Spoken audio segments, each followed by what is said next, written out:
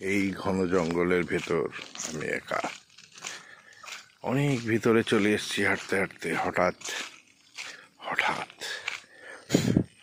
একটা বাড়ি দেখতে পেলাম।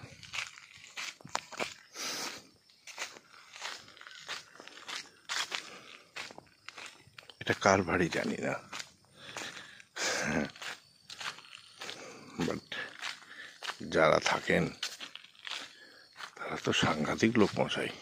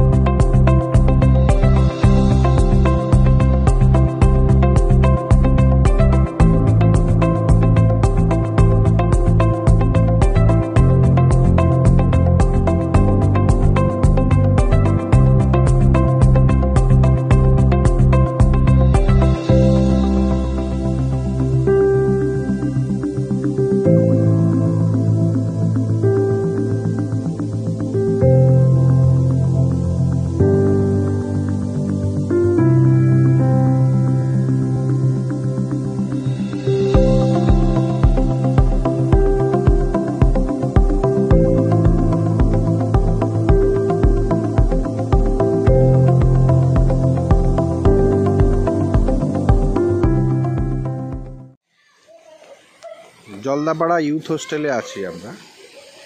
ঠিক তার পিছনেই বয়ে চলেছে হলং নদী।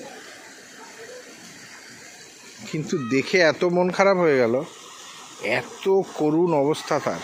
এই দেখুন, জঞ্জালের পাহাড় আর জরাজীর্ণ একটা ব্রিজ, তার সাথে পচা গন্ধ এই এলাকায়। এতটাই করুণ দুরবস্থা, ভাষায় প্রকাশ করা যাবে না। যাকে বলে স্বপ্নভঙ্গ। নদীর পাড় চরম নোংরা।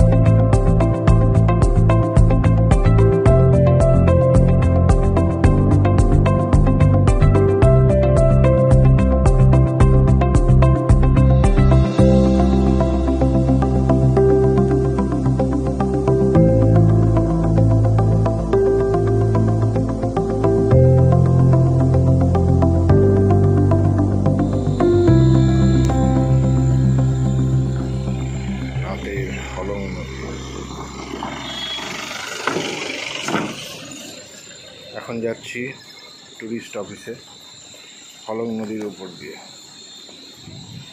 এই হলং নদী,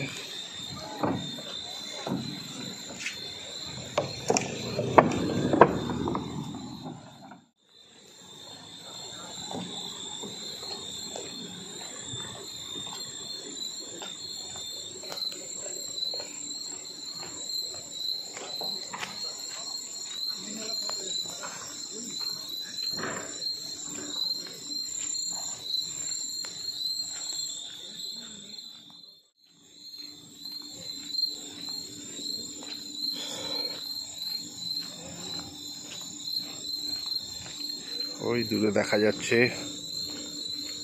WBTDCর অরণ্য প্রপার্টি। অনলাইনে হাতি সাফারির টিকিট কেটেছিলাম 1020 টাকা করে 1 মাস আগে, এখন সেটা দাম বেড়ে 1200 টাকা হয়ে গেছে।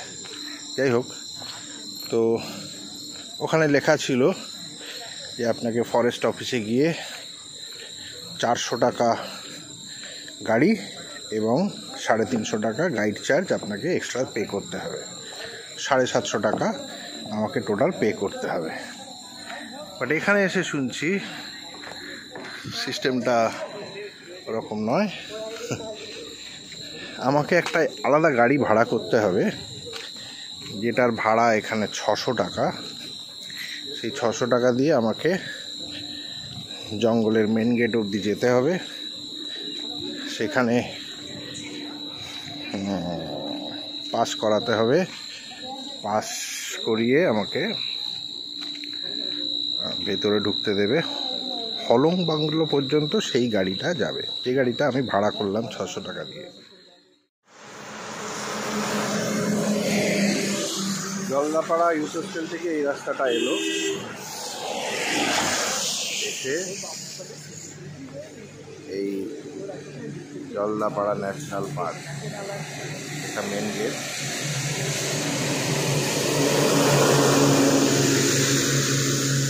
আমরা এখন এলিফ্যান্ট সাফারির জন্য প্রস্তুত।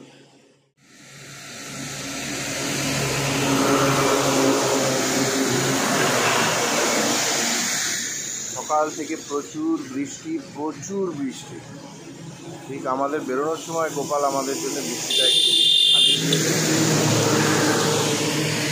আশা করবো, ভরসা রাখবো গোপালের ওপর যে আমাদের সুন্দরভাবে হাতি সাফারিটা কমপ্লিট হয়ে যাবে। এই সবাই রেডি, সবার ঢুলু ঢুলু মোটা মোটা চোখ। পাপায়ের চোখটা দেখাও। ও রাত্রে ঘুমই হয়নি, উত্তেজনায় প্রথমবার এলিফ্যান্ট সাফারি, সেই উত্তেজনা। আর এই আমি এখান থেকে ফরেস্ট ডিপার্টমেন্ট থেকে পারমিশন করার পরেও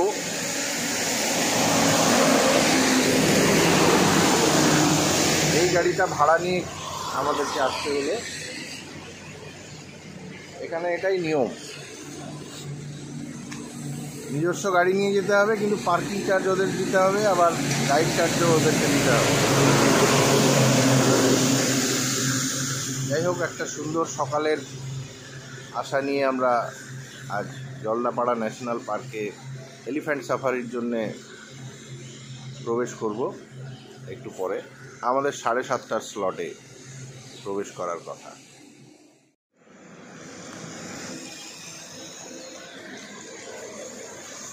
জঙ্গলে প্রবেশ করতে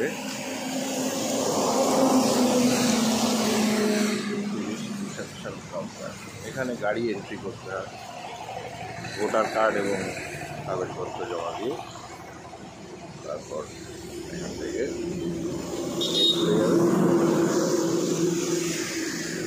জঙ্গলটা দেখে কীরকম গা ছমছম করছে, মনে হচ্ছে যেন খুব একটা এক্সাইটিং কিছু এখানে হবে বা আছে।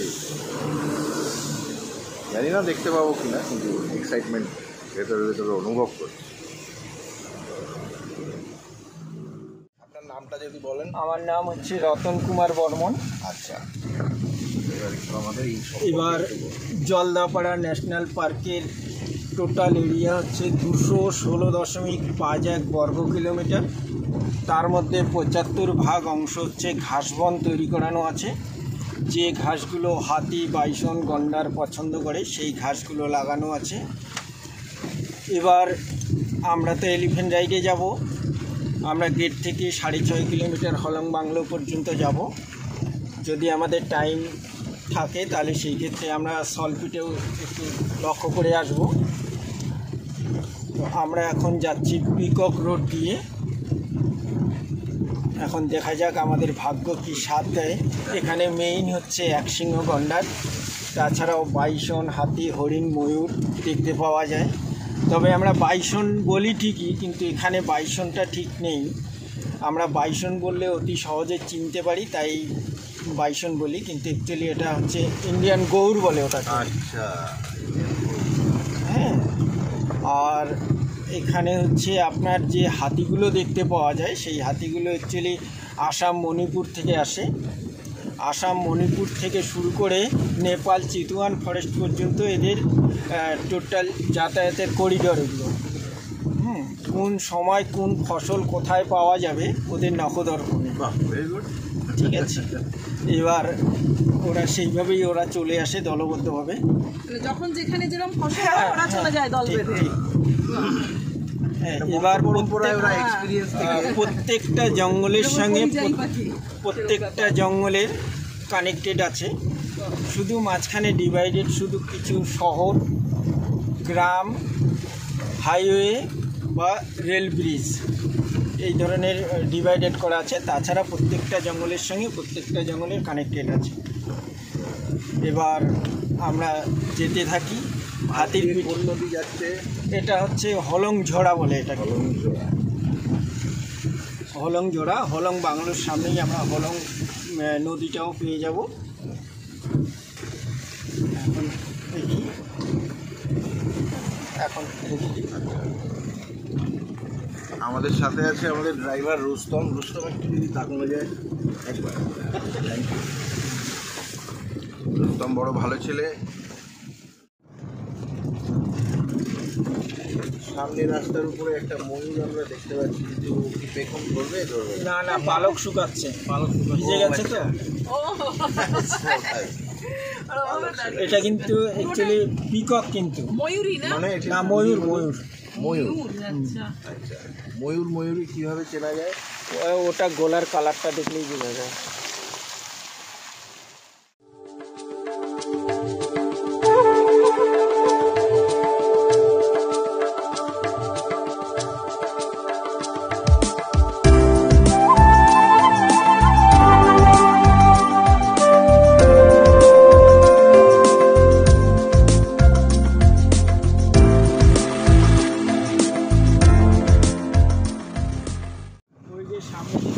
সবুজ রঙের শেডটা, ওর মধ্যেই হাতিগুলোকে বেঁধে রাখে।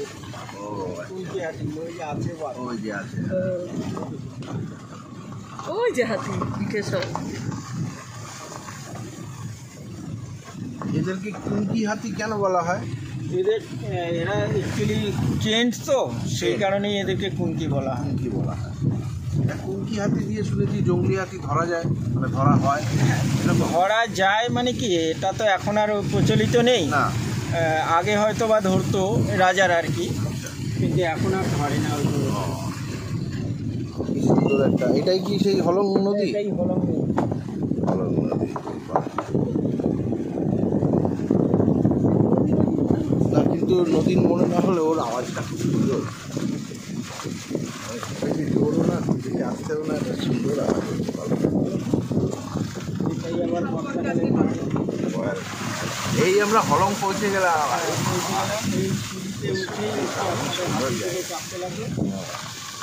এইখান থেকে আমি না কালকে থেকে এটাও মনে মনে ভাবছি, আচ্ছা হাতির পিঠে আমি উঠবো কি করে, তাহলে কি সিঁড়ি দিয়ে দেবে? সিঁড়ি বেয়ে বেয়ে উঠবো। দর্শন হলং বাংলো।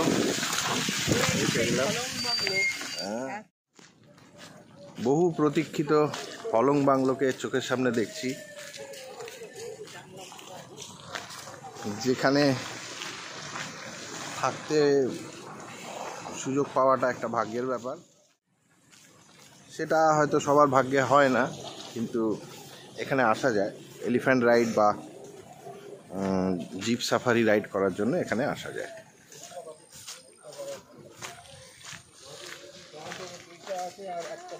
এই হচ্ছে হলংমার্গ।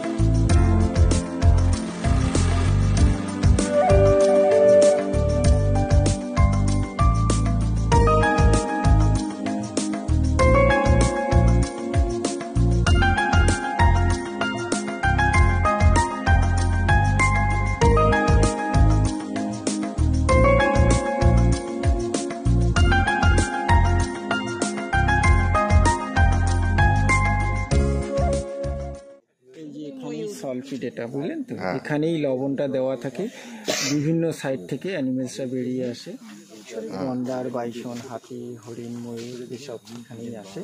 এবং যারা বাংলাতে থাকে তারা প্রত্যেকটা রুমের জানলা হচ্ছে ফ্রন্ট সাইডে আছে, প্রত্যেকটা রুমেই একটা করে সার্চ লাইট দেওয়া আছে, সার্চ লাইট ফেলে দিলেই সব দেখতে পাওয়া যায়। মানে সারা রাত ধরে এরা আসবেই কন্টিনিউ আসে।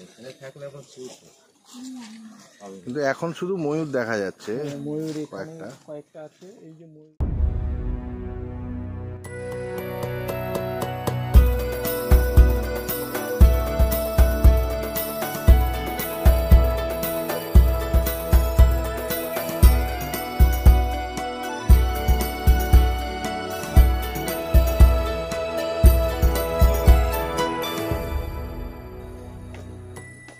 এই হলং নদী বয়ে চলেছে।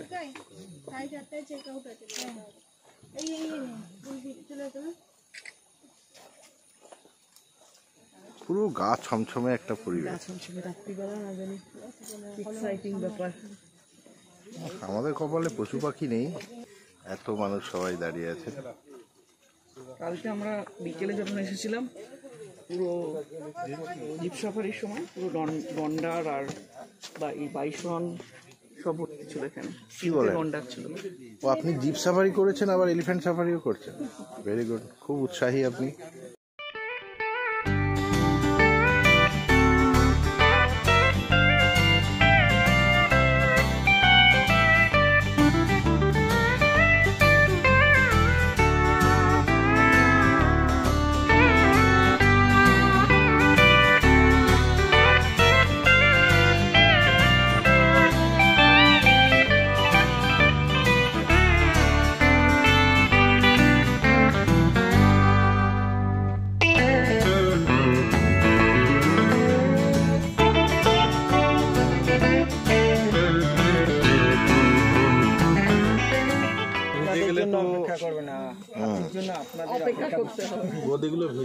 গাইড দাদারা বসে আছেন, এনার নাম রতিরাম খাড়িয়া গাইড, আর ইনি আছেন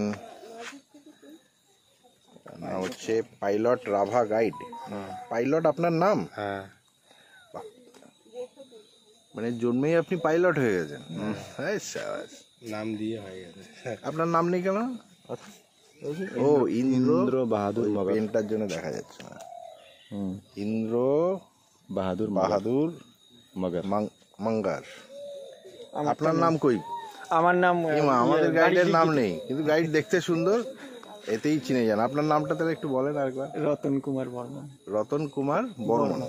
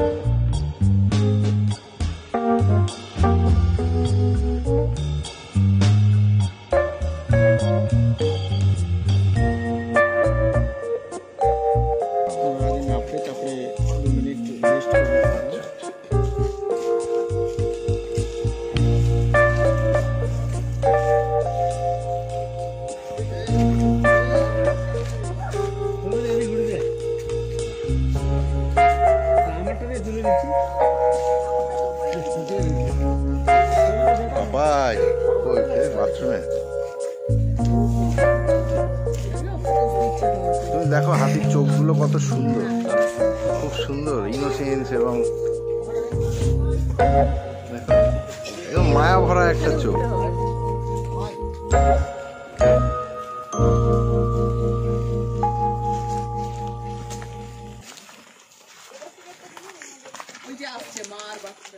হ্যাঁ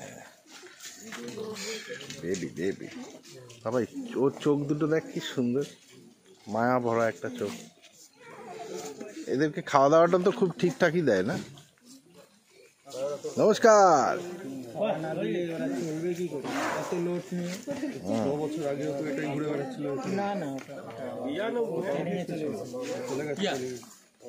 এটা নতুন বাচ্চা, 6 বছর আগেও একটা বাচ্চা।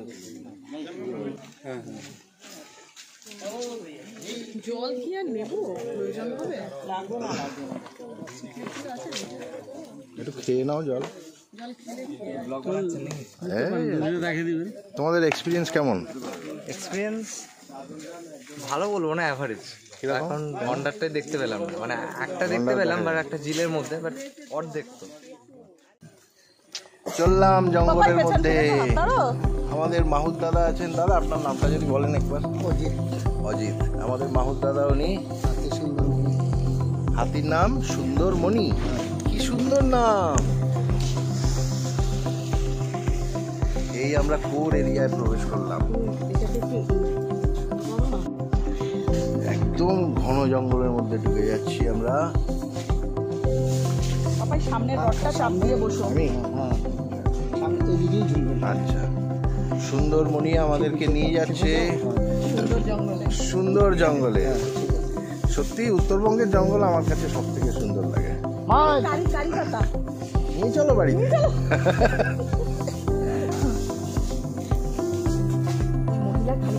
ছিঁড়ে নিয়ে নেমেছে, আমি ভাবছি এরকম পুরি থেকে একটা গন্ধ পাচ্ছি কেন, ওনার হাতে দেখে এরকম এক গোছা কারি পাতা।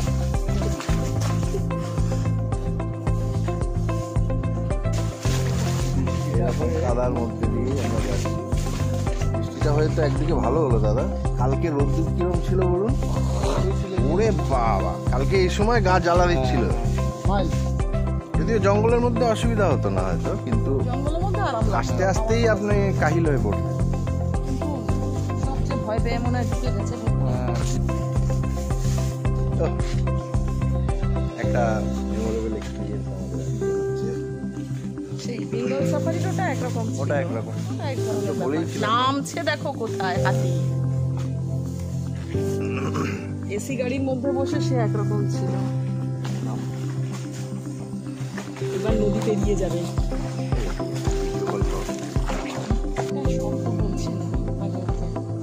কি বলছেন দাদা আপনি? চলো চলো সুন্দরমণি, চলো।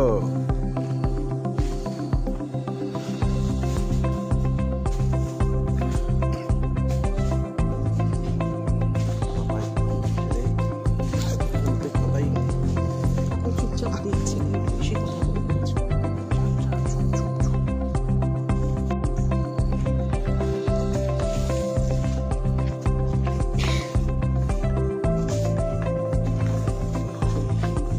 এই হাতিরা কি খায় দাদা? ঘাস। আচ্ছা, মানে শুধু ঘাসই খায়, ছোলা টোলা এসব খায় না? চাল ডাল খায়। আচ্ছা, চাল ডাল কি খিচুড়ি বানিয়ে দিতে হয়? প্যাকেট কাঁচা।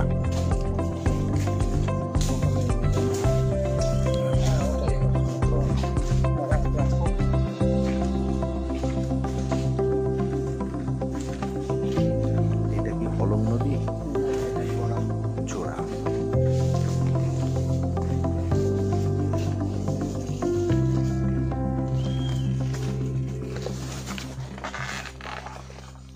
মাইল মাইল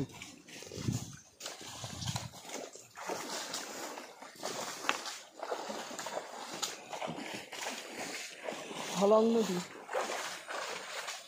আপনি তো মারলেন কেন? ডিস্টার্ব করে না, দুষ্টুমি করে, তাই তো?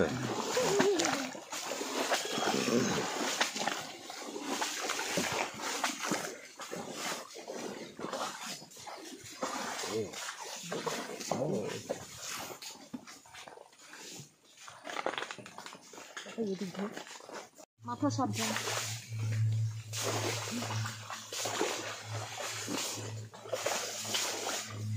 ও মাইল ও আবার কি খাচ্ছে পাতা ফাতা টেনে নিয়ে?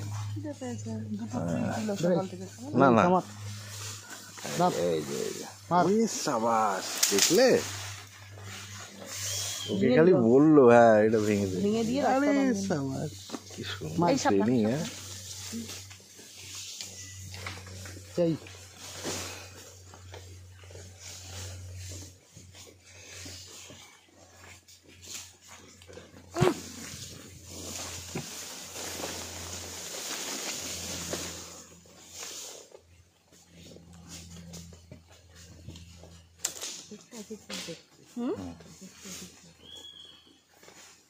এদের গায়ের লোমগুলো কেমন খারাপ হয়ে রয়েছে।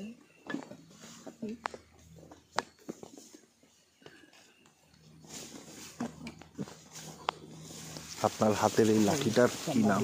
হ্যাঁ হ্যাঁ ডিয়ার ডিয়ার পাপাই হরিণ সামনে এই যে আমার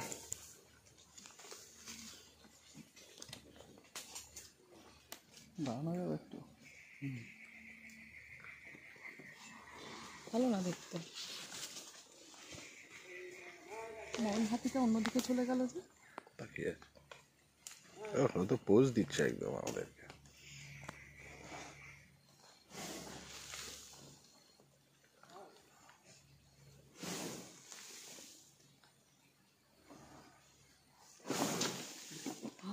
রেগে যাচ্ছে না দাঁড়িয়ে দাঁড়িয়ে।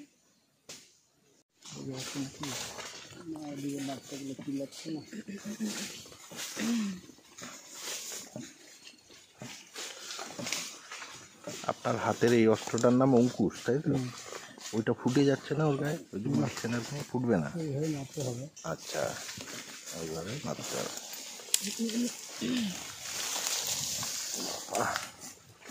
মাইল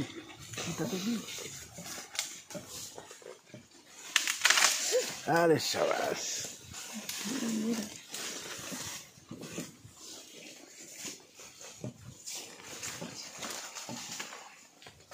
জঙ্গলের কি মজা হ্যাঁ অন্যরকম অভিজ্ঞতা।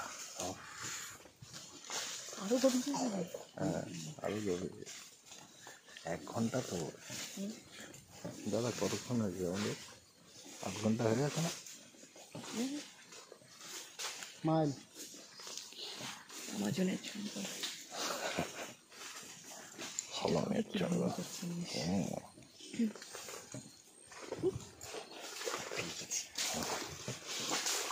বাবাই মুখে কথা নেই কেন? এদিকে তাকা এদিকে তাকা। বাবাই ভয়েতে একদম চুপি চুপি হয়ে গেছে, কোনো কথা নেই। আরে না এইটাই তো মেরে এই জন্যই না এটা করতে হবে। মাইল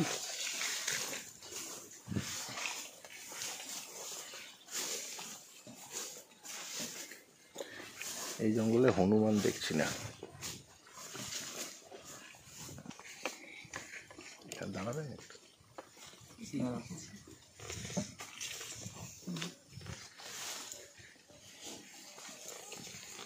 এই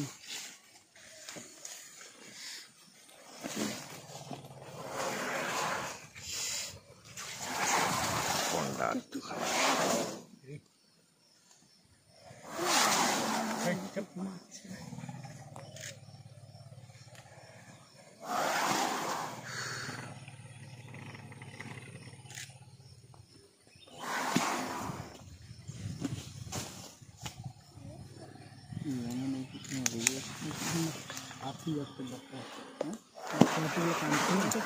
কোথায় কাঁদছে? কোথায় কাঁদছে? যাচ্ছে ঘাস আনতে যাচ্ছে।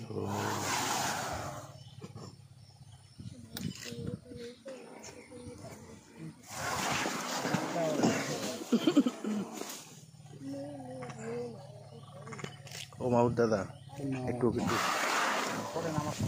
একটা আপনাকে নিয়ে ছবিটা তুলবো, একটু করেন না।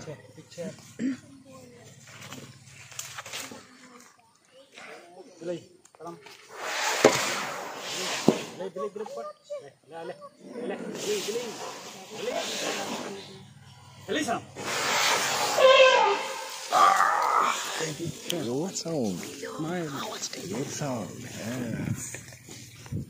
বাহ, এটা একটা ভালো জিনিস দিলাম।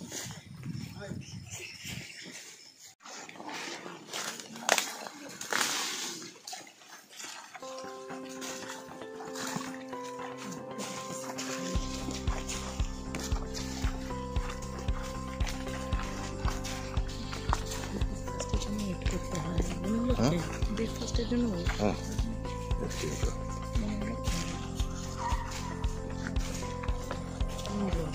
কি একটা ডাকলো, ওটা কি? ওটা ওই যে হাতি।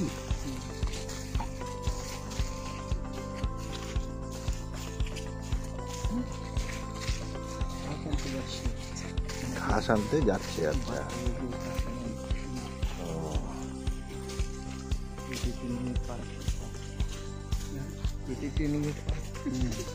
হাতি আওয়াজ দিয়ে দেবে, চিৎকার মারবে, তখন আমরা বুঝতে পারি কোন জায়গায় হাতিটা।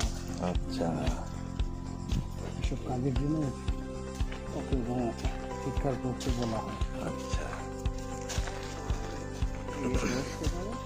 56 মিনিট বলে কি আমার থেকেও বড়?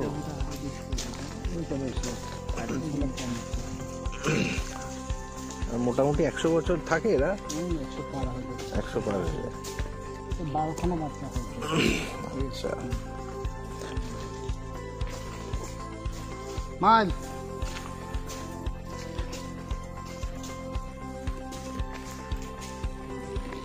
মাল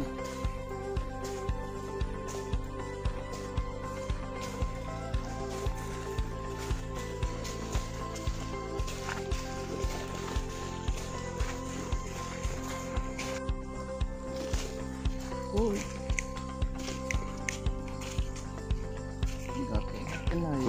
না কোথায় না পালেটা ওই দেখতেই পেলাম না।